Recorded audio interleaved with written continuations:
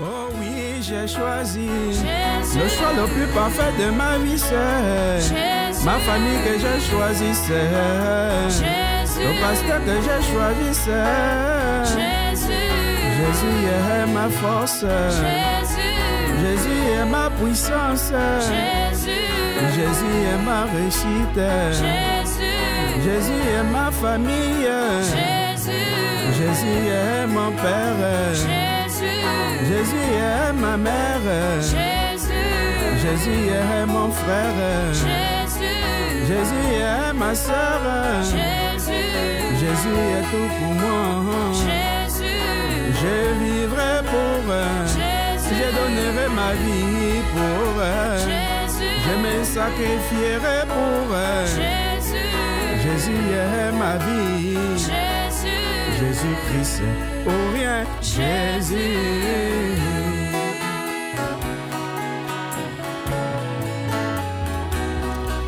Ah, j'ai choisi, je l'assume, ma sœur. Je vous salue au nom du Seigneur.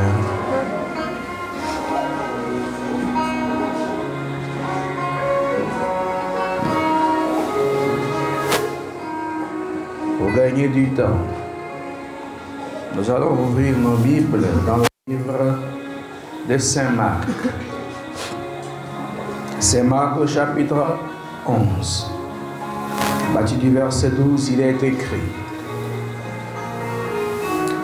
le lendemain, après qu'ils furent sortis de Béthanie, Jésus eut faim. Apercevant de loin un figuier qui avait des feuilles, il alla voir s'il y trouverait quelque chose. Et, s'en étant approché, il ne trouva que des feuilles, car ce n'était pas la saison des figues. Prenant alors la parole, il lui dit: que jamais personne ne mange de ton fruit. Et ses disciples l'entendirent. Amen. Asseyez-vous.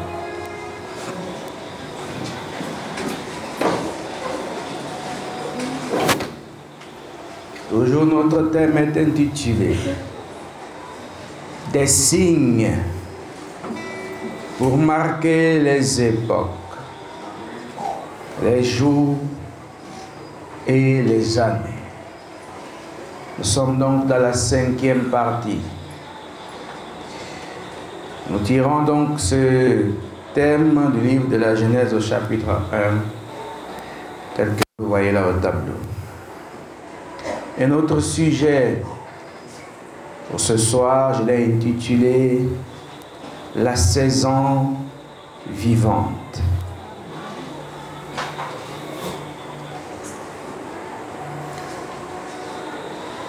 Nous voyons davantage que les signes sont pluriels. Ils sont très nombreux. Mais comme je l'ai dit, des signes peuvent être là, cependant, ils passent inaperçus.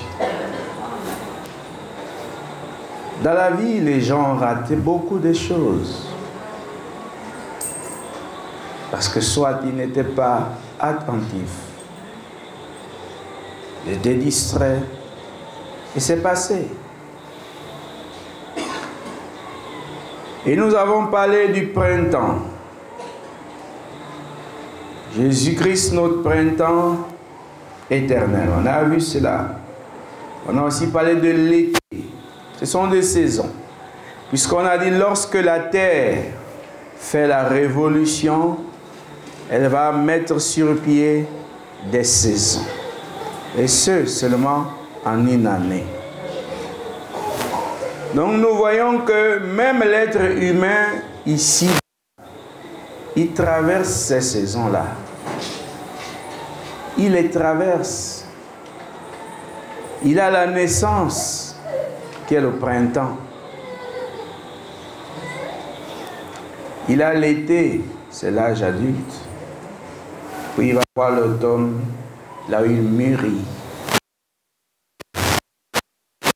La maturité.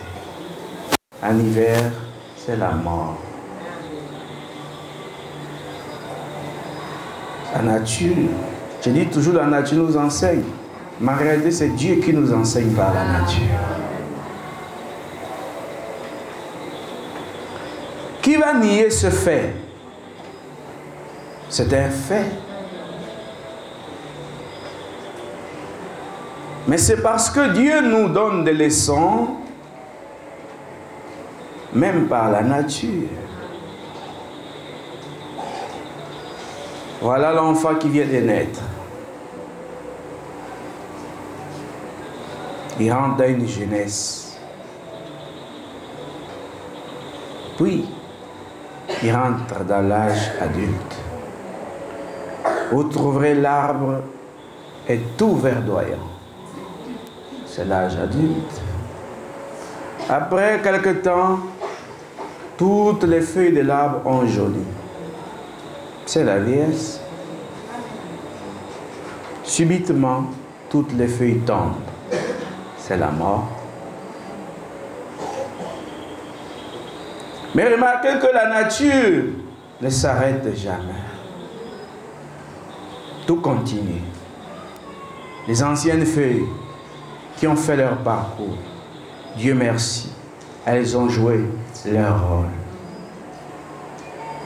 Mais la nature ne stagne pas. L'arbre va continuer à produire des feuilles. Et parce que quand quelqu'un est mort aujourd'hui, il y a quelqu'un qui est né. Le pays ne s'arrête pas pour autant. Vous voyez, cela peut être même un deuil national.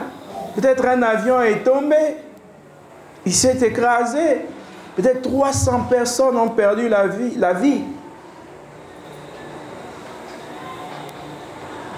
Qu'est-ce que vous voulez?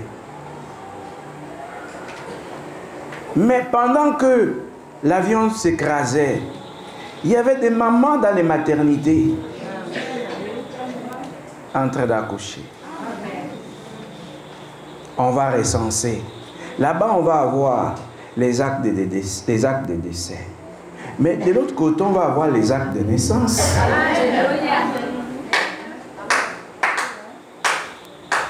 Votre temps est fini, le temps des autres est arrivé.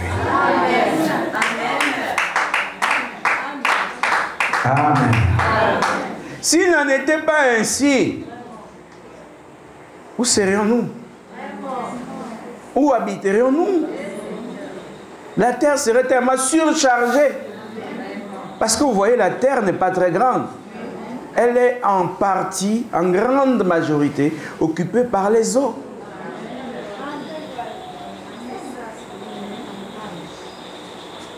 Tous les jours, c'est comme ça. Pendant qu'il y a quelqu'un qui est tombé malade, il y a quelqu'un qui a été guéri. C'est la vie.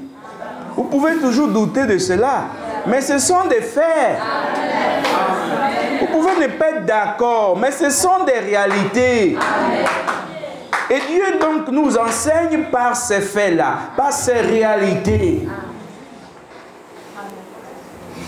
Vous voyez, la vie est une école perpétuelle. Ceux qui sont décédés là, ils n'ont pas tout découvert. Ceux qui sont nés, ils vont apprendre.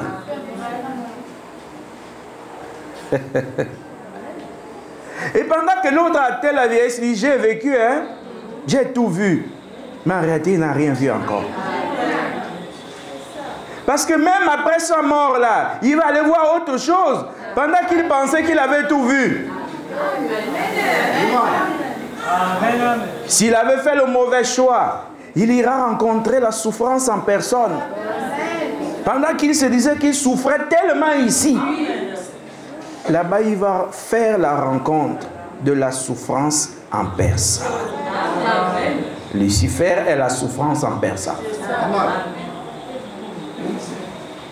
Et pendant que l'autre qui avait fait le bon choix se dit qu'il a vécu le grand bonheur ici, même quand il va mourir, il va découvrir qu'il y a le bonheur en personne là-bas. Amen. Même après la mort, de l'autre côté ou du côté opposé, on apprend encore. Amen. On découvre. Oh, donc ici c'est plus bizarre que la terre. Il faut savoir que tu as pris le mauvais côté. Et ce n'est que le début. Parce que même en état là-bas, tu ne vas pas finir de découvrir les enfers. La vie est terrible. Voyez-vous? Pendant que le bébé est là, le sourire, il ne sait pas ce qu'il attend. Vous voyez? Nous devons traverser toute avec fierté. Amen. Et voilà le récit de ce soir. Nous voulons tirer notre enseignement de cette portion d'écriture. Il est dit le lendemain, après qu'ils furent sortis de Béthanie, Jésus eut faim. C'est qu'on nous a enseigné que la faiblesse de Jésus, c'était la faim. Mais en réalité, c'est une faiblesse de tout le monde. Ce n'était pas qu'une faiblesse pour Jésus. Et on ne peut pas t'appeler cela une faiblesse. Parce que la faim est la conséquence des cellules qui ont besoin de... Que vous soyez sain ou pas sur cette terre, quand vos cellules s'affaiblissent, elles ont besoin d'énergie. Et donc, comme elles se sont affaiblies, vous ressentez de la fatigue. Plus vous avez mis du temps avec la faim, et alors la faiblesse s'agrandit. C'est une fatigue, une incapacité physique qui s'empare de vous. Amen. Et pourquoi dès le moment que vous mangez, vous ressentez que vous êtes devenu fort? C'est parce que les cellules ont reçu de l'énergie. Donc on ne doit pas toujours parler pour parler, mais on doit comprendre. Lorsque nous parlons de faiblesse, nous voulons faire allusion aux choses qui nous nuisent. Mais la faim est un fait normal, naturel, dans la vie de tout être humain.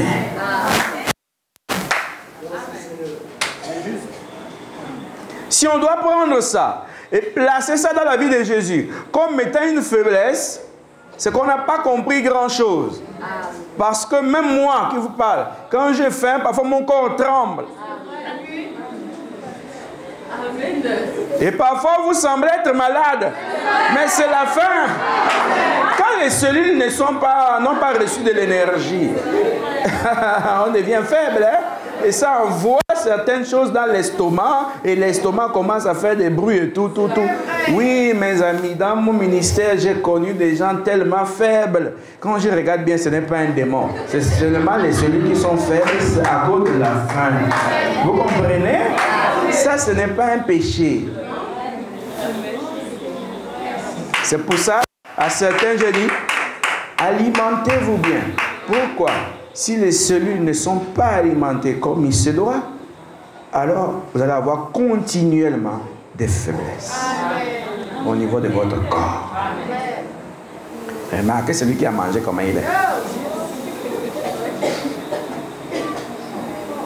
Même quand vous faites un travail difficile, peu importe le travail, vous avez transpiré, mais l'énergie a été où?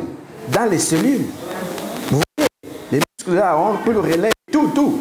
Mais vous avez perdu de l'énergie, non? Mais là, vous n'arrivez plus à travailler. C'est une faiblesse. Après, il faut manger. Mais subitement, vous prenez la pelle, vous balancez la terre là-bas. C'est quoi? C'est la nourriture. Et donc, puisque notre Sauveur était aussi dans un corps, son corps avait des cellules. Et là, en ce moment, l'Écriture dit, Jésus eut faim. Ce n'est pas un mystère. La faim n'est pas un mystère. Il faut se nourrir.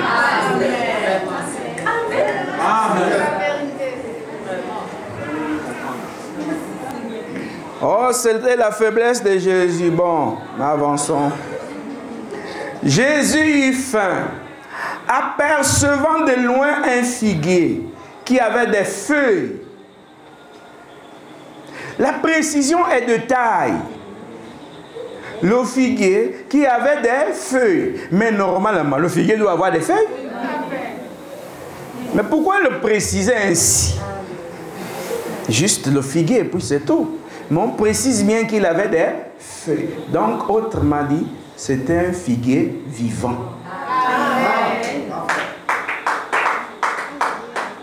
Amen. Il alla voir s'il y trouverait quelque chose. Et, s'en étant approché, il ne trouva que des feuilles, car ce n'était pas la saison des figues. Prenant alors la parole, il lui dit que jamais personne ne mange de ton fruit. Donc il a déclenché là une malédiction sur le figuier. Autrement dit, comme moi je n'ai pas eu ce que je voulais sur ce figuier, quelqu'un d'autre n'aura rien. Amen. Amen. Et nous voyons donc d'emblée que ce figuier n'avait pas vécu pour son Dieu. Ce figuier n'avait vécu que pour les gens et non pour son Créateur. Il avait été utile pour les gens. Mais le jour où son Créateur est arrivé dans une chair humaine, ce figuier n'avait rien pour soutenir le don. Amen.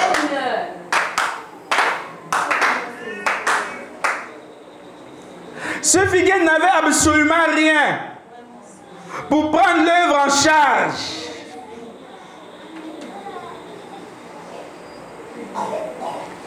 Mais quand c'était les gens du passé, il avait eu de l'énergie, il avait eu de la foi, il avait eu de l'amour, pensait-il, que là il faisait la volonté de Dieu. Amen. Mais le jour où son Dieu vient pour le visiter, là il n'est pas capable d'être disposé. Et celui qui a écrit a bien fait de le noter. Que parce que ce n'était pas la saison. Donc, dans les saisons passées, ce figuier répondait présent. Amen. Mais maintenant, on précise que ce n'était pas la saison. Mon Dieu. Jésus l'a maudit. Il a dit que jamais personne ne mange de ton fruit. Parce que comme vous avez été créés, si Dieu ne doit pas être le centre de votre vie, alors personne aussi ne le sera. Si Dieu ne doit pas être à la première place dans vos vies, personne aussi ne sera là. Et si vous ne pouvez pas vivre pour Dieu, alors vous ne vivrez aussi pour personne. Or, ce figuier a été, l'histoire de ce figuier a été écrite pour cet enseignement.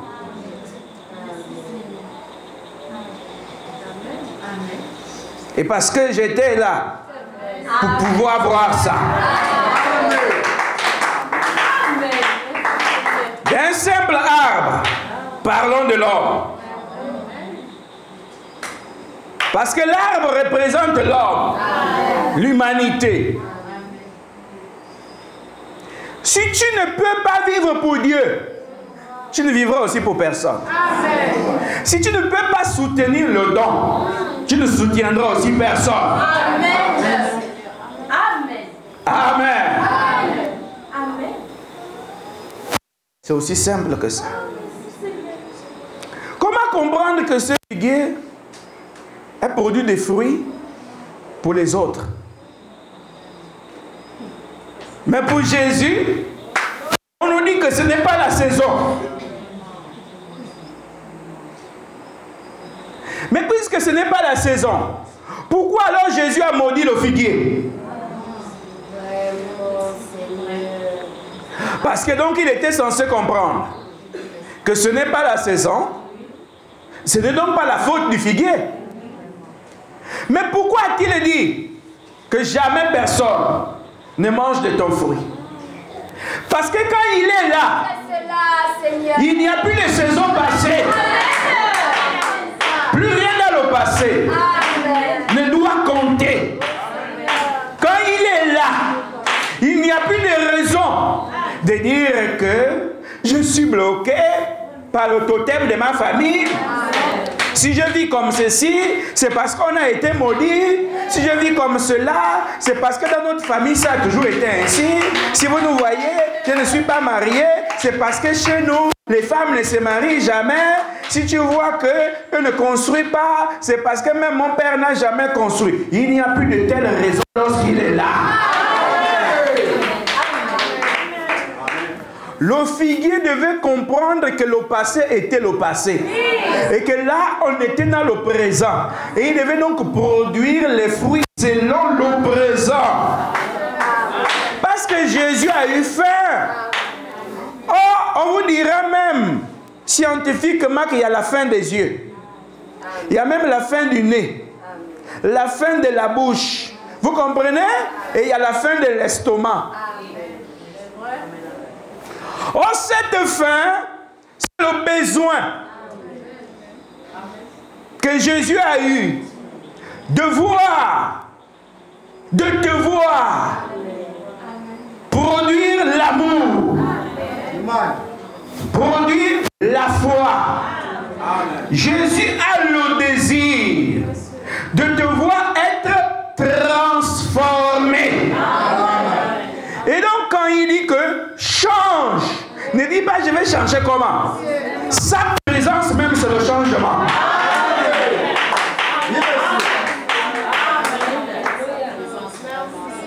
Si tu étais dans le champ, dans la drogue, quand il dit laisse la drogue, ne dis pas c'est difficile pour moi. Quand il est là, plus rien n'est difficile.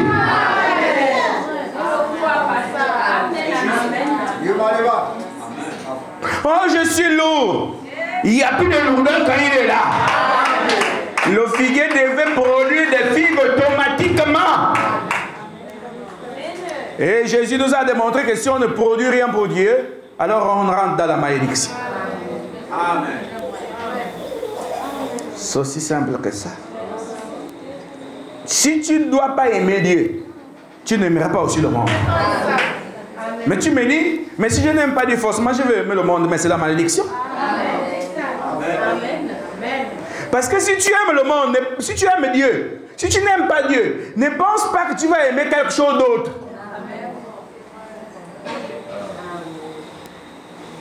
Vous entendez? Écoutez, je reprends. Si tu n'aimes pas Dieu, ne pense pas que tu vas aimer quelque chose d'autre.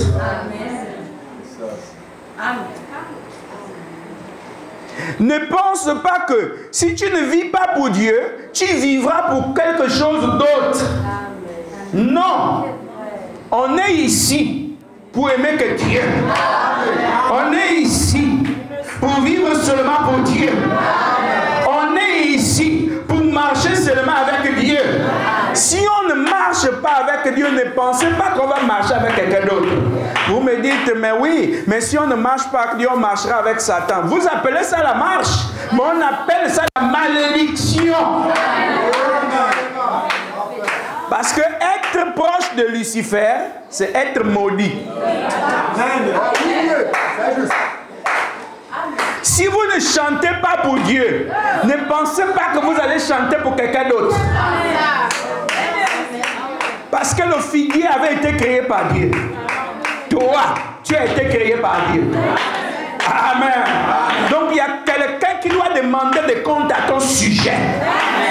Ce n'est pas Lucifer qui doit demander des comptes à ton sujet. Un seul demande des comptes.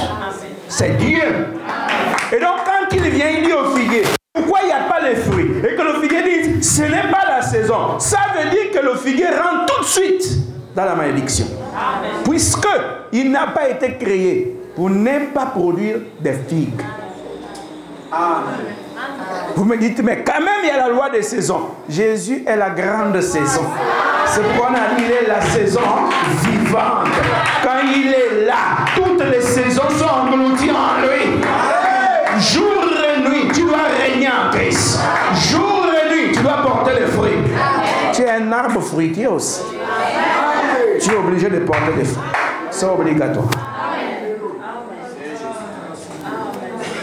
Oh, moi je vais faire quoi avec Dieu? Je vis pour moi, dans le monde pour moi. Tu ne vis pas dans le monde.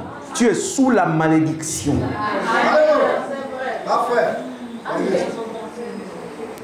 Parce que si tu ne peux pas être utile pour Dieu, alors tu ne seras utile pour personne. Oh, Satan va vous récupérer. C'est la malédiction seulement. Parce que quand il vous récupère, il vous plonge dans quoi? Dans ce dans quoi lui-même il est. Et Satan, il est dans quoi? Dans la malédiction. Et l'ennemi du Seigneur, c'est Satan. Maintenant, quand vous marchez avec Satan, vous êtes qui? L'ennemi de Dieu. Parce que vous ne pouvez pas marcher avec son ennemi et prétendre être son ami. Il était là. Ça semble être bizarre. Mais il a été clair, clairement établi, que le figuier avait des feuilles. Donc malgré la religion que ce frère avait, parce que ce n'est qu'une représentation, malgré la gentillesse, visiter les frères et les sœurs, un peu de communion fraternelle, cela ne suffisait pas. Vous voyez? Parce qu'il n'était pas un arbre comme le koumé. Vous voyez? S'il avait été le koumé, le Seigneur ne lui aurait rien réclamé. S'il avait été un arbre comme le parasolier, qu'est-ce que le Seigneur aurait réclamé? Rien du tout. Sauf qu'il n'était pas un okoumé. Il était un figuier. Et donc le rôle du figuier, c'est de nourrir l'homme. Et maintenant l'homme n'est pas nourri parce qu'il a trouvé une excuse selon laquelle ce n'est pas le temps. Oh, pour moi, ce n'est pas encore le temps pour moi de croire. J'attends quand mon temps, quand Dieu va me dire que c'est mon temps. Mais ton temps ne peut pas être le temps de Dieu. C'est le temps de Dieu qui doit être ton temps. Et maintenant, c'est ton temps. Or, le figuier devait réaliser que le temps où Jésus était là, c'était également son temps. Mon frère, est-ce que tu ne penses pas quand même à prier, à servir le Seigneur? Oh, j'attends mon temps. Ton temps est là. Et le figuier attendait son temps. Le figuier attendait son temps. Le temps où il produit pour être acclamé par les hommes. Le temps où il produit pour attirer les foules. Tout le monde est en bas. Chacun lance un caillou. Chacun lance un morceau de bois. Mais là, il y avait seulement un seul homme qui ne demandait pas beaucoup. Il avait juste faim, juste un besoin. Et Dieu a juste un désir, c'est de te voir reconnaître ton temps, que tu retrouves ta position. Il ne demande pas trop. Amen. Je vous dis la vérité, il ne demande pas beaucoup. Mais remarquez, ce monsieur, ce figuier, n'avait rien à proposer au Seigneur.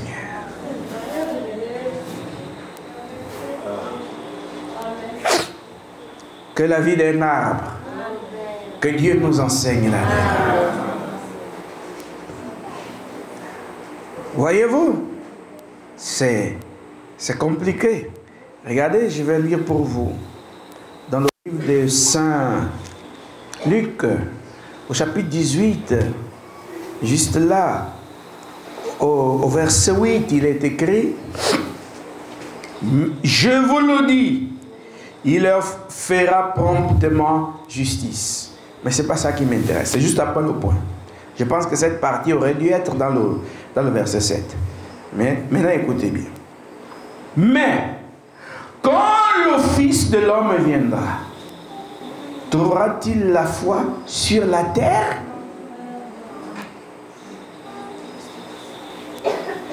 Et lorsqu'il est venu ce jour-là, il n'a pas trouvé la foi sur le figuier. Parce que la figue, c'est un fruit. Je ne sais pas si on dit la figue. Je crois une figue. Mais remarquez, est-ce qu'il a trouvé un seul fruit sur cet arbre? Cet arbre représentait les gens de cette génération qui se vantent d'avoir été quelque chose, d'avoir été de grands chrétiens, d'avoir fait tellement. Mais lorsque Jésus-Christ vient à nouveau ici au sud, il cherche le figuier qui porte les fruits. Peut-être va-t-il trouver un tangatier quelque part. Mais il trouve la tangatier dit, puisque quand je parle de figuier, c'est trop loin de nous. Beaucoup d'entre nous ne connaissent pas les figuiers. Parlons d'un arbre qu'on connaît tous. Et là, quand on parle, ton esprit dit, oui, je vois.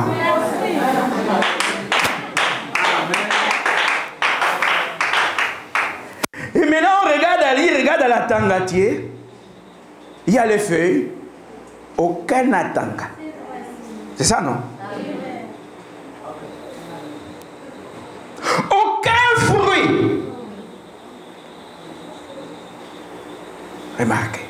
Ces fruits étaient censés même avoir, ils étaient censés être revêtus de la royauté.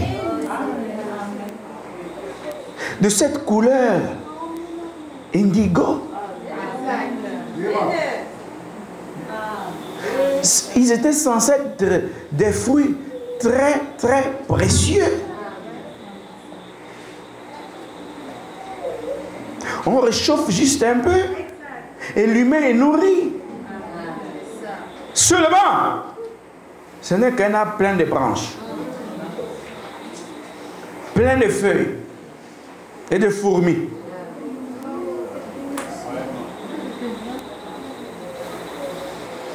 Sans oublier l'herbe rampante. On appelle ça ballot. Cet arbre va finir par mourir. Voyez-vous? Il attire l'attention des personnes. Mais est-ce qu'il est le koumé? On pourrait passer à côté de le koumé sans s'y intéresser. Parce qu'on n'attend rien de le koumé. C'est vrai. Pour d'autres choses. Mais s'agissant de l'alimentation, on n'attend rien. Mais dès qu'on arrive là où il y a la tangatier, on prête attention. En haut, il y a quoi? Au sol, est-ce qu'il y a des fruits qui sont tombés? Mais il y a urgence, l'homme a faim. Il y a urgence. Jésus veut rassembler. Seulement, l'arbre ne porte pas de fruits. Il est grand. Il est costaud. Cette couleur verte, ces feuilles-là qui sont si vertes, servent finalement à quoi? Normalement, c'était pour nous prouver qu'il est en vie. N'est-ce pas? Amen. Et donc on remarque tout de suite que ce n'est pas la couleur de la vie, mais c'est un maquillage. C'est une forme pour démontrer aux gens que vous voyez, moi aussi je vis la vie chrétienne. Mais en réalité, il n'y a plus la sève. Un arbre, mais on a mis la peinture verte dessus pour que l'on puisse penser que l'arbre est en vie. Mais en réalité, l'arbre a déjà séché. Pourquoi? Il est maudit, l'arbre. Et pourquoi est-il maudit? Parce qu'il ne suit pas les saisons. Il devait normalement jouer le mouvement des saisons. Le temps est arrivé où il doit faire tomber les anciennes feuilles, porter de nouvelles feuilles, amener ces feuilles à maturité. Et même dès qu'il y a des nouvelles feuilles, tout de suite à côté, on doit déjà voir les fleurs. Parce qu'on attend les fruits. Et Jésus attend les fruits. Sortant de toi, ma soeur. Sortant de toi, mon frère.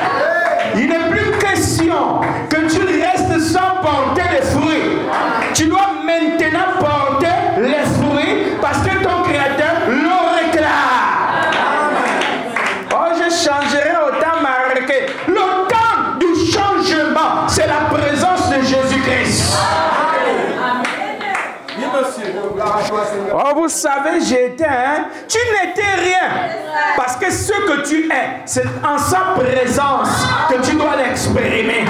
Ce n'est pas quand tu vas devant les hommes pour dire, vous savez, moi je suis un grand chrétien, moi je suis une grande chrétienne, ça me fait tant d'années que je crois, ça me fait 30 ans dans la foi. Tout cela n'est rien. Si seulement il n'est pas là, c'est nul. Oh, quand il est là, c'est là que tu dois exprimer tout ce qu'il avait mis en toi. Mais malheureusement, cet arbre a manifesté beaucoup de choses, mais sans Dieu. Regardez vous-même. Cet arbre a produit ce qu'on a appelé des fruits, sans Dieu. Cet arbre a produit des feuilles, comme ils disent, la communion, sans Dieu. Cet arbre, semble-t-il, est rentré dans une jeunesse éternelle. Mais tout ça, sans Dieu. Mais il y a un test. Le test, ce ne sera plus l'écriture. Oh. Parce que cet arbre-là même s'est conformé aux lois. Cet arbre s'est conformé aux lois. Produit en telle saison. L'arbre s'est conformé aux lois. Parce que les lois sont écrites dans le surnaturel. Mais sauf que il y a toujours un temps pour toutes choses. C'est lui-même qui fait les lois. Était présent. Et l'arbre là n'avait rien à offrir à son créateur. Et pendant que tu pensais que tu croyais, et pendant que tu pensais que tu as tes 30 ans dans la foi, tes 30 ans de prédication, tes 30 ans de ministère, tes 25 ans de marche, même si tu as compté aussi, même quand tu avais fait 5 ans à la maison posée, tout ça tu as additionné. C'est très bien. Amen. Mais lorsqu'il est là, on doit pouvoir prouver ce qu'on est. Je prêche des choses simples, mais très difficiles à comprendre. Parce que prêcher le Seigneur et aller le chercher et voir ce qui demande dans la nature, c'était comme la prédication de Jean-Baptiste. La cognée à la racine de l'arbre. Les gens ne comprenaient absolument rien.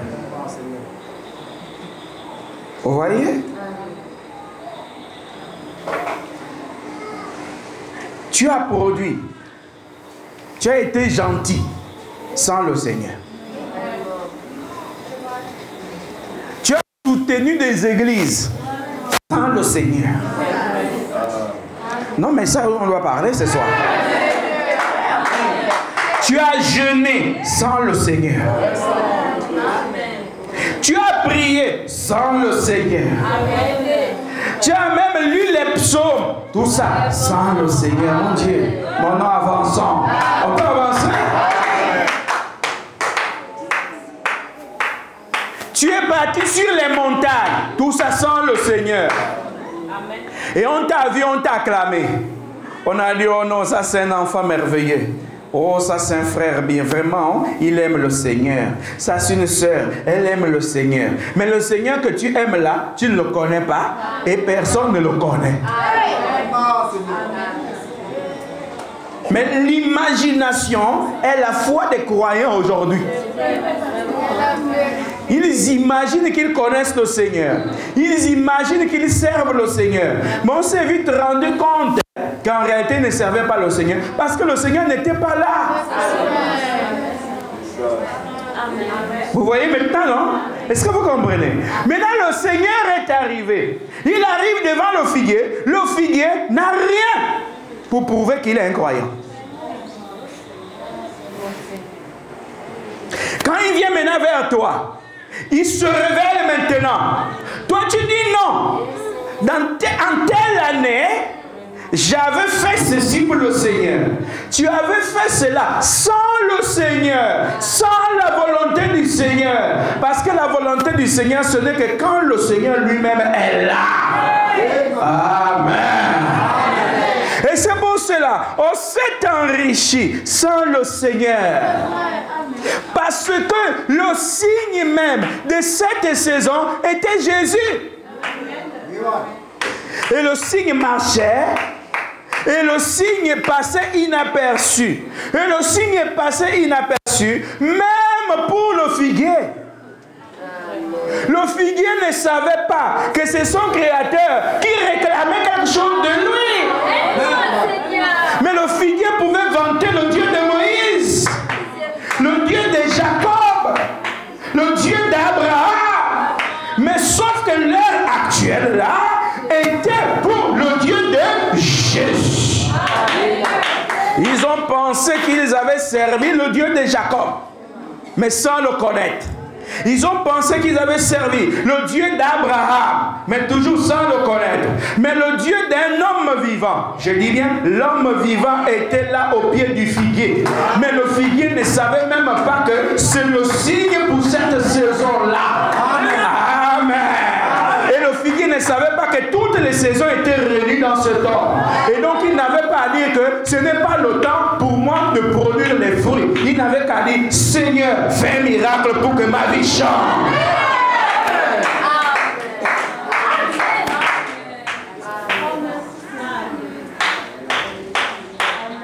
C'est ce que le figuier devait faire. Voyez-vous, Dieu nous parle par la nature. Le figuier a rendu manifeste sa nature qui était cachée. On vivra toujours bien tant que Dieu n'est pas là. Mais quand Dieu est là, la vraie nature se manifeste. Vous voyez? On est très calme quand Dieu n'est pas là. Oh, laissez-moi vous parler de lui. Les couples sont très calmes quand Jésus n'est pas présent. Vous me dites, normalement il est censé être là et apporter la paix. Mais laissez-moi vous le dire en toute franchise. Quand Jésus est là, les esprits qui se cachaient se manifestent d'abord. Avant que la paix ne s'installe. Parce que quand Jésus n'est pas là, les esprits ne sont pas dérangés. Et quand les esprits ne sont pas dérangés, comment on peut savoir si on est une bonne personne ou pas? Puisque ceux qui nous jugent ont aussi des esprits. Et ils pensent que nous sommes des bonnes personnes en rapport avec notre comportement. Mais Jésus, lui, ne manifeste pas d'abord le bon comportement.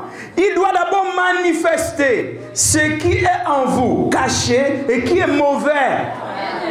Parce que vous ne saurez jamais demander ce qui est bien si vous ne savez pas que ce que vous avez est mauvais.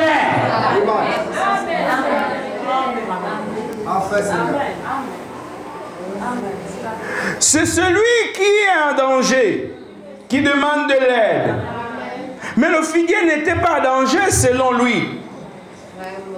Or, le véritable danger, c'est de rater sa visitation. C'est de rater son heure à laquelle on doit porter les fruits dignes de l'évangile. Or, le figuier devait porter les fruits dignes de l'évangile. Oh, toi le croyant, tu dois porter les fruits dignes de l'évangile. Tout ce que le figuier portait avant était des fruits pourris.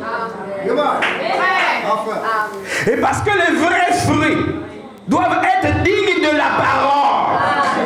Oh, si les fruits que tu portais avant étaient appréciés par les hommes, mais ce ne sont que les hommes qui ont apprécié ces fruits-là. Mais celui qui juge de ce qui est bien et de ce qui est mauvais dans ta vie, c'est le Créateur. Et maintenant, à l'heure où il est arrivé, personne n'est à mesure de porter le fruit. Donc ils étaient là. Le figuier était là. Je parle du figuier. Le figuier, c'est l'homme. C'est l'humain. Vous ne pouvez rien porter. Mais heureusement que Dieu est Dieu. Que jamais alors personne ne mange de ton fruit. Pourquoi? Parce que tu n'as pas reconnu ton heure, ton temps, ta visitation. L'heure, tu ne l'as pas accepté. L'homme de ton temps, tu ne l'as pas accepté. Parce qu'il était venu charger. Il était venu charger pour toi. Il est venu charger pour toi. Ton bonheur est en lui. Ta paix est en lui. La transformation de ta vie se trouve en lui. Et si donc tu ne reconnais pas ton heure de gloire, tu rentres dans la malédiction. Et plus personne ne te trouvera utile.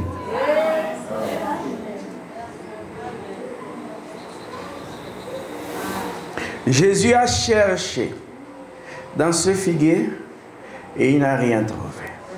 Aussi la question était capitale. Quand le Fils de l'homme viendra, trouvera-t-il la foi? Et en ce jour-là, il n'a pas trouvé la foi. Il a trouvé un semblant de communion. Puisque le figuier avait bel et bien ses feuilles. Il a trouvé un semblant de vie, puisque les feuilles étaient toutes vertes. Il a trouvé un semblant de croyant qui marchait, puisque l'arbre était debout. Mais pourquoi le lendemain seulement, tout avait séché? C'est le verset qui suit ici. C'est moi vous le lire. Le verset 20. Le matin en passant, les disciples virent le figuier séché jusqu'aux racines.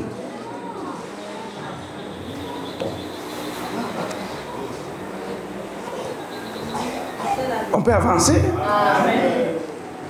Si tel est que cet arbre était vivant, d'après l'apparence, si tel est que cet arbre attendait réellement une saison, toujours d'après les apparences, si tel est que cet arbre vivait pour Dieu, toujours selon les apparences, pourquoi seulement au fait de la parole de Jésus, le lendemain matin, cet arbre a été séché jusqu'aux racines? Parce que quand tu rates ton heure où tu dois recevoir la vie, c'est la sécheresse spirituelle qui t'abat. Et le matin était arrivé, les disciples avaient été surpris de voir un frère qui a séché jusqu'aux racines. Autrement dit, ce qui semblait être la foi, les racines, même n'était pas la foi, mais un semblant.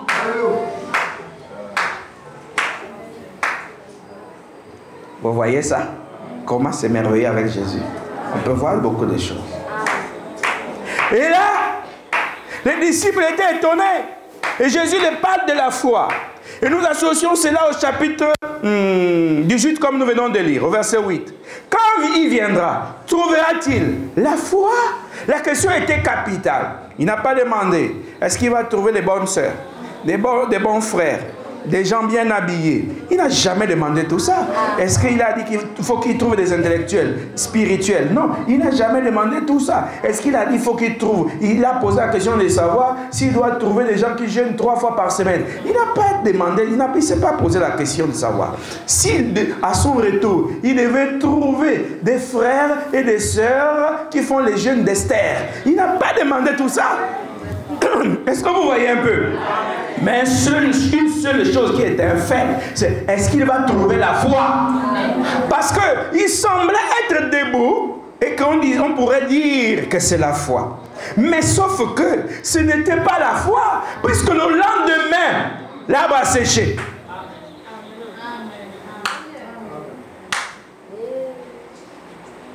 Vous voyez? Ma prédication semble toujours compliquée. Ça semble être compliqué. Mais parce que j'évolue entre la nature et l'homme. Parce qu'en vous parlant de la nature, tu peux te voir toi-même.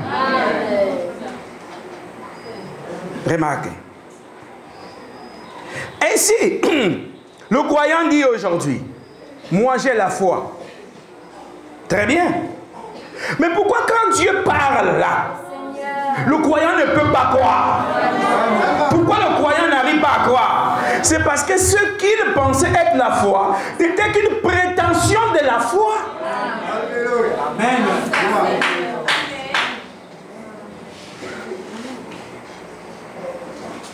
Puisque si c'était la foi, il aurait dû résister jusqu'au lendemain et accepter sa visitation.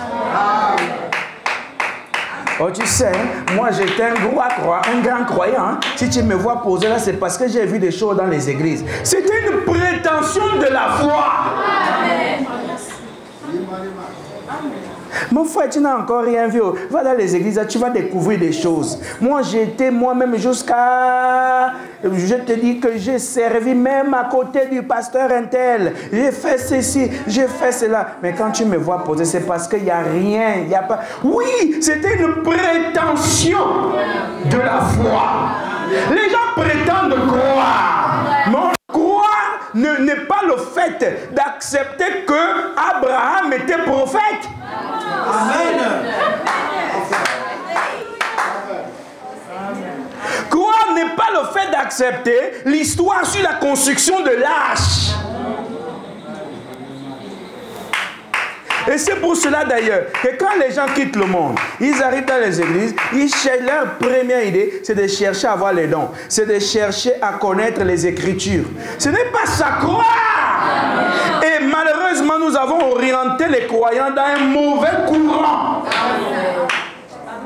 Parce que le fait pour toi de croire que David était un grand roi ne t'amène pas à la foi. Amen. Mais croire, c'est de croire les vérités que Dieu vient te dire selon ta saison, ton époque, la vie actuelle.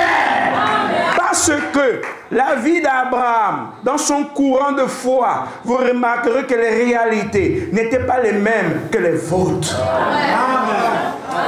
Et c'est pourquoi nous passons notre temps à appeler le Dieu d'Israël, mais nous ne connaissons pas Israël.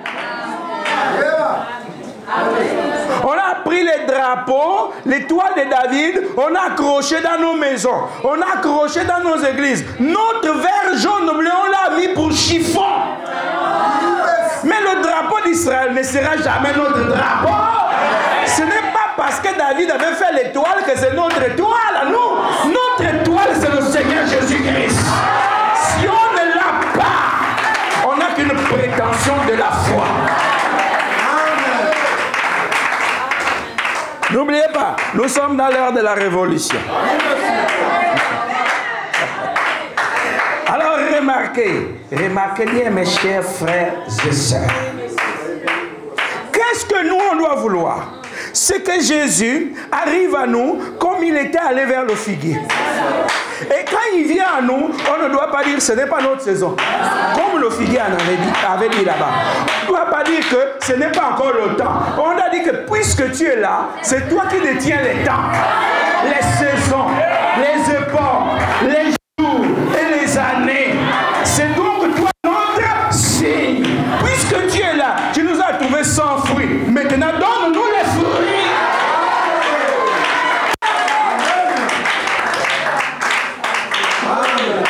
Voyez-vous, puisque les fruits sont en lui, s'il nous a trouvés sans fruits, c'est normal, nous étions loin de lui. Mais il est arrivé, ce que le figuier n'avait pas pu faire. Pour dire que c'est vrai, tu as faim, hein? Tu as un besoin, hein? Mais je ne porte pas de fruits. Mais je sais que les fruits sont en toi. Mets les fruits sur moi pour que tu puisses les utiliser. Vous me direz, tu es en train de parler comme ça vraiment d'un arbre. Mais je parle de vous.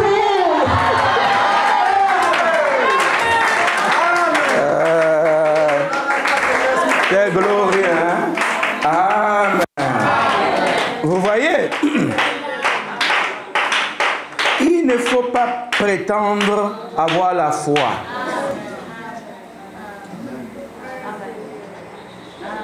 Voyez-vous? Je vais bien accepter toute l'histoire de Noé. Mais pour autant, cela ne me procure pas la foi. Ce n'est qu'une prétention de la foi. Parce que je ne connais même pas comment était l'arche. Vous voyez?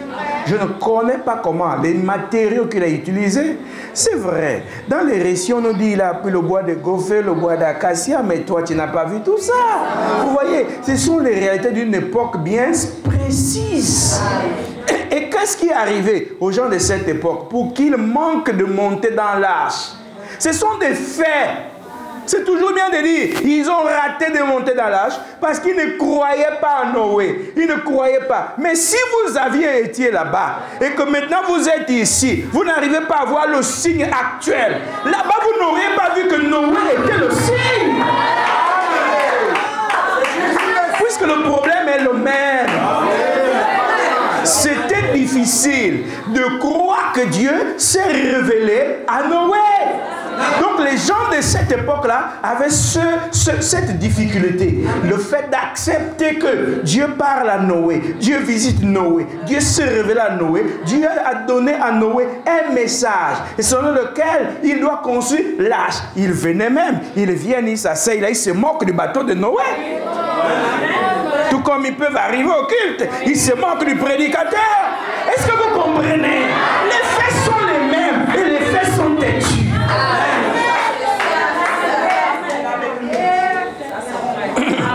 En repartant, mais ça c'est vraiment un faux prédicateur et tout et tout et tout. Mais vous pensez que quoi? Quand les esprits animaient les gens là-bas, qu'est-ce qu'ils les disaient? C'est la même chose.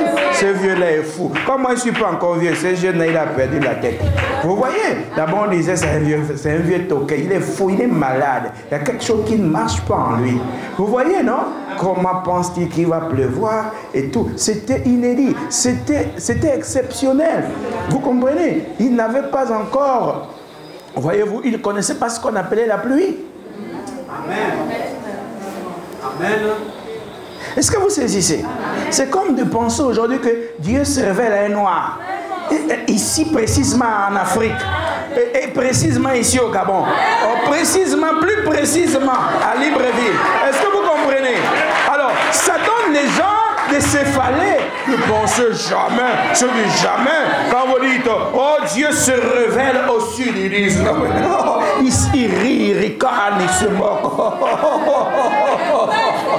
Quand il rit, il semble avoir raison. Mais sauf que ce sont des esprits de l'ignorance. J'ai posé la question à un frère que j'ai essayé de ramener sur le droit chemin. Je lui ai dit ceci, c'est beau de croire beaucoup de choses, mais dites-moi, quand David a tué le lion, qui était son témoin? Personne. Il a tué l'ours, qui était son témoin? Personne. Et il est venu un bon matin et il a dit que non, moi quand le lion est rentré, il a pris une de mes brebis, j'ai attrapé le lion, je lui ai déchiré la gueule. Les gens l'ont regardé. Un jeune, un tout petit garçon. L'orgueil de l'enfant là, ça nous dépasse quand même. Quoi. Mais ça, c'est quelle arrogance. Et puis il parle, il est sérieux, il a l'air d'avoir l'assurance. Mais qu'est-ce qui t'est arrivé, mon garçon, mon frère? Qu'est-ce qui t'est arrivé? Vous voyez, ça semble être... Mais qui pouvait croire?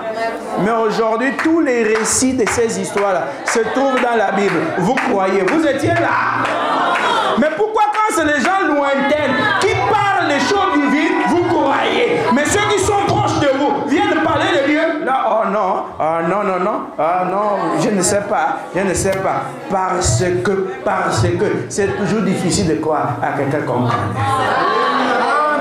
Mais pourtant, dans ce pays, les pasteurs ont fui avec l'argent des brebis. Parce qu'ils revenaient des autres pays. Mais vous les avez fait confiance. Ils sont partis à côté dans les avions. Ils sont allés construire des maisons. Vous-même, vous êtes restés en location. C'est bien fait pour vous.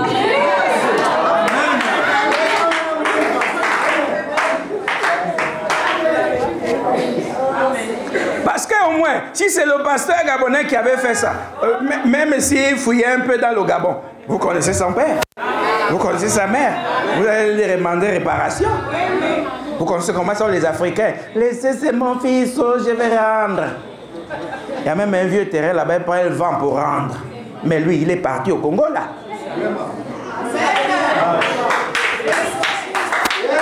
Il ne reviendra pas avec cet argent-là.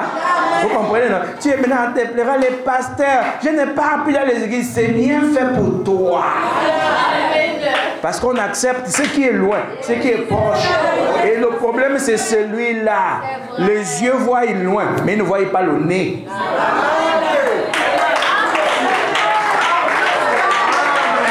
Voilà l'acné sur le nez. Tu as pu enlever, il fallait un miroir.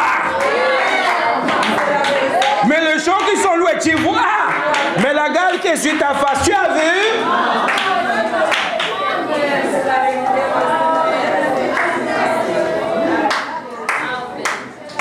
À vous de voir.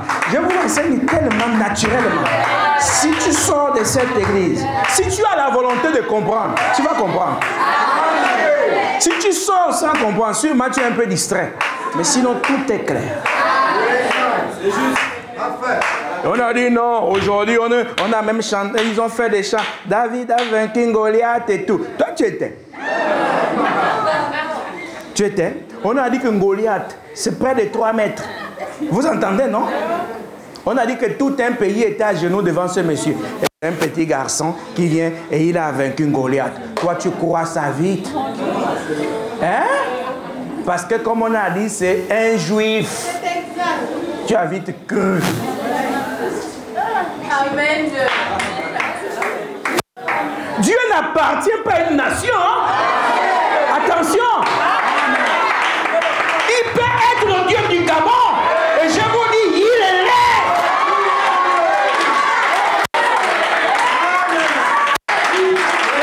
Et si quelqu'un se met à prier, oh Dieu du Gabon, les gens ricanent.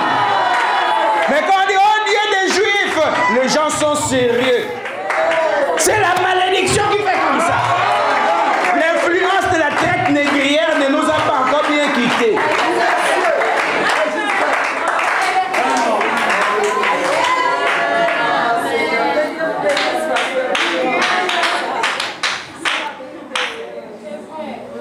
Vous voyez maintenant, hein? Il a tué le lion, il a tué l'ours. Il y en a qui ne croyaient pas. Mais toujours si on doit croire à ces récits-là. Mais remarquez, après on dit qu'il a tué un Goliath. Et puis les gens que, ah mais s'il a tué un Goliath, c'est certainement vrai. On ne juge pas quelqu'un parce qu'il est venu dire que non, j'ai vu telle chose ou Dieu m'a dit ceci. Laissez la personne faire voir comment ça va aboutir avant de juger. Peut-être qu'il dit vrai. Et vous ratez votre bénédiction. C'est ça notre problème en fait. L'Afrique, le retard de l'Afrique. Mais il nous faut un réveil de l'Afrique. Mais le retard de l'Afrique, c'est qu'ils pensent toujours loin, aux choses qui sont loin. Vous voyez, non? il pense à acheter l'avion, il n'a pas commencé par acheter une brouette pour enlever l'herbe. Pour mettre l'herbe, chacun il enlève l'herbe, il charge, il va mettre l'herbe. Vous voyez, c'est ça, les rêves qui sont des prétendues réalités.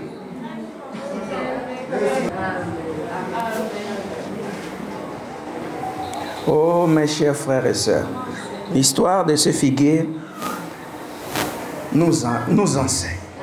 Que cherchait alors ce figuier? Quelle saison cherchait-il? La grande saison était devant lui. Jésus-Christ était cette saison.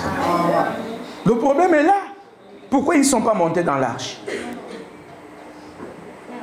Vous voyez? Et d'après ce qu'on nous a dit, c'est Pierre qui nous a dit, 8 âmes seulement sont sauvées, ont été sauvées. Vous vous rendez compte? Hein? Qu'est-ce qui empêchait à ces gens-là? Le problème qui était devant eux, c'était Noé, leur propre frère. Noé, leur propre frère, était leur obstacle. Vous voyez? Ils ont dit non, Noé, laisse. Nous, on a mieux que ça. Et puis ce que tu dis n'est pas vrai. Vous voyez? Il ricanait, il se moquait. Mais vraiment, les gens avec la religion aujourd'hui, voilà encore un autre qui vient dire que non, Dieu lui parle. Il cherche sûrement à se faire connaître, sûrement à avoir un nom. Mais le nom, je l'ai. Mon nom, c'est Madouma. Quel nom que je vais chercher? Fils du tonnerre. Quel nom je vais chercher?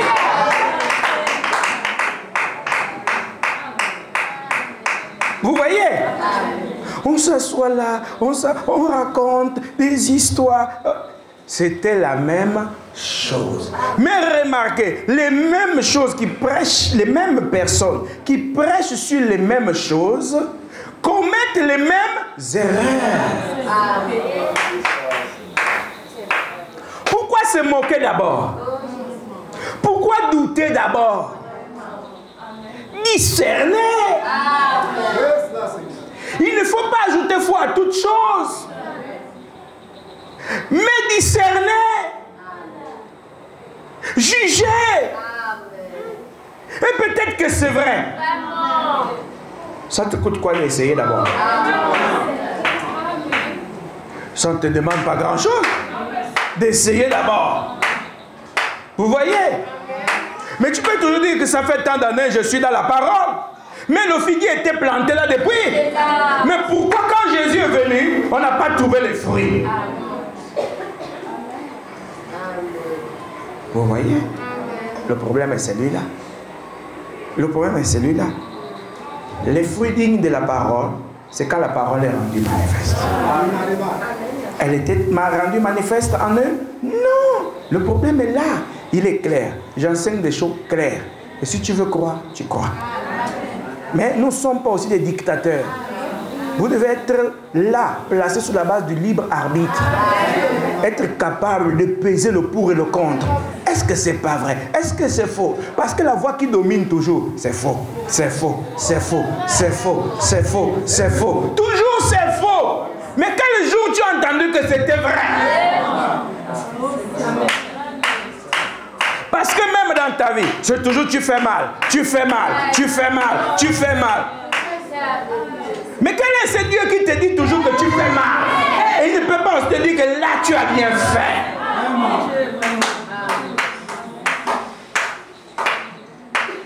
C'est pour ça que je pose souvent la question aux gens. Ceux qui prétendent souvent dans ce monde religieux avoir les dons. Ils ne voient que les péchés des autres, les fantômes des autres. Mais quand est-ce qu'ils vont voir pour eux? Toujours pour les autres. Mais pour toi-même, quand est-ce que l'esprit qui parle en toi là va te dire que voilà le fantôme qui bloque ta vie?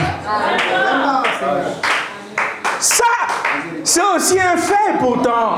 Vous pouvez ne pas m'aimer, hein? Mais au moins la parole est claire. Vous voyez? Oh, j'ai vu telle chose. Comme j'entends aujourd'hui, depuis que j'ai prophétisé ici, sur la tentative de coup d'État, partout maintenant on parle de ça. On parle de ça. On met sur les médias parce qu'ils veulent le match vu. Mais quand est-ce que leurs églises renversées là, Dieu aussi va les dire que voilà le problème dans vos églises? C'est bien beau de parler du problème qui se passe au sommet de l'État, mais les problèmes qui sont dans l'église, pourquoi Dieu ne parle pas aussi? Là, parce qu'on va attirer l'attention de X ou de Y. Si, vous voyez. Et si tout ce qu'on faisait là, on devait rendre ça public. Et ça devait être compliqué. Vous voyez, non? C'est toujours sœur un tel. Ton mari, c'est un tel. Frère un tel. Ta femme, c'est un tel. Parce que l'autre à la douane. Vous voyez, non? Mais quand est-ce que le même esprit que vous prétendez avoir là, comme étant l'esprit de Dieu, va aussi vous dire que le pasteur a la corbeille sous la chair? Là, l'esprit ne dit pas. Donc l'esprit là, c'est seulement pour les autres, mais il n'est pas aussi pour le pasteur. Ça aussi, quand je parle, c'est un fait. On peut ne pas être d'accord. Amen. Mais quand même, je dis toujours que les faits sont têtus. 1 plus 1, quand on compte bien les bâtonnets, on compte 2. Vous voyez, non? Mais on peut toujours manipuler et dire 1 plus 1 égale à 1. Mon frère, il y a 2 bâtonnets là. C'est têtu. Vous voyez? Non, ils deviendront une seule chair. Mais c'est un mystère. Cependant, on voit bien 2 chairs.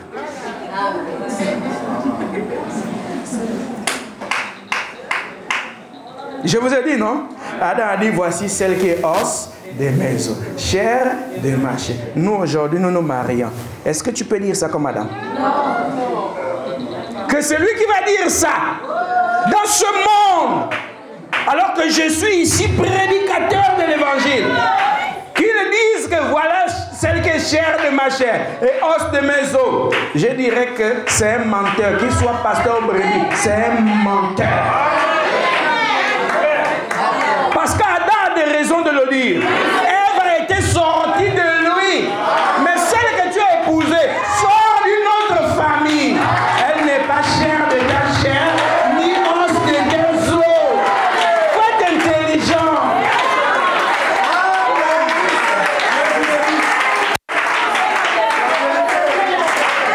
Ça aussi, vous pouvez douter. C'est un fait. Le problème qui nous embête, c'est quoi? C'est qu'on a pris le récit de ce qu'Adam a dit et on a appliqué cela à toute la race humaine. Aujourd'hui, celle que tu épouses n'est pas naturellement, ni spirituellement, chair de ta chair. D'ailleurs, tu n'épouses pas le spirituel, tu épouses le charnel. Elle n'est pas chair de ta chair, os de tes os. Quand on parle de chair, de ma chair, os de mes os, on voit quoi? Le sang. On voit les cellules. On voit même l'ADN.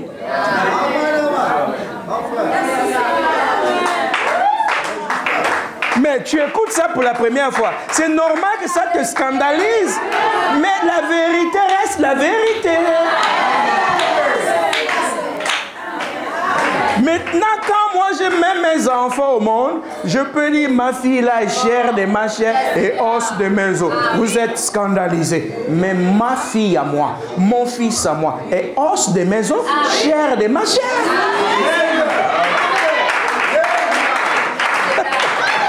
C'est l'heure de la révolution. Les écritures mal placées, on les remet en place.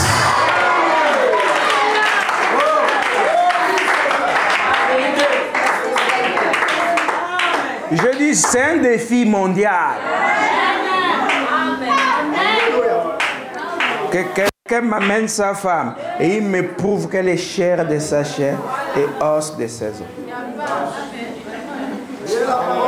Je ne dis pas que c'est un défi de la CAV, c'est mondial.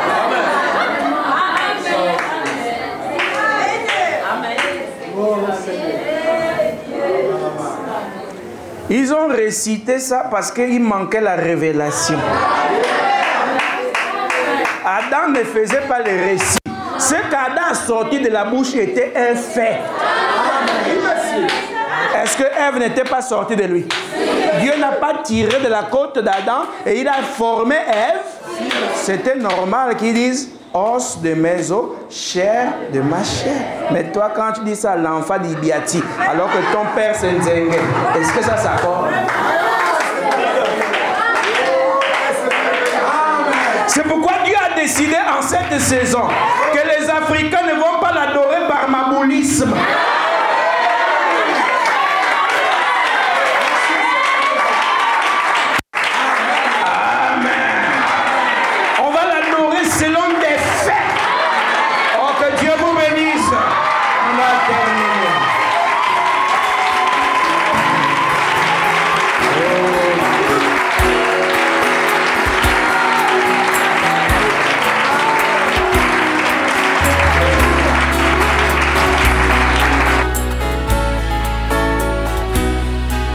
Oh oui, j'ai choisi Jésus. J'ai choisi Jésus. Pour ma vie, oh, j'ai choisi Jésus. Pour ma marche, j'ai choisi Jésus. Pour ma foi, j'ai choisi Jésus. Mon choix restera toujours. Jésus. Même si vous me rejetez, j'ai choisi Jésus. Mon choix restera toujours. Jésus. Jésus-Christ.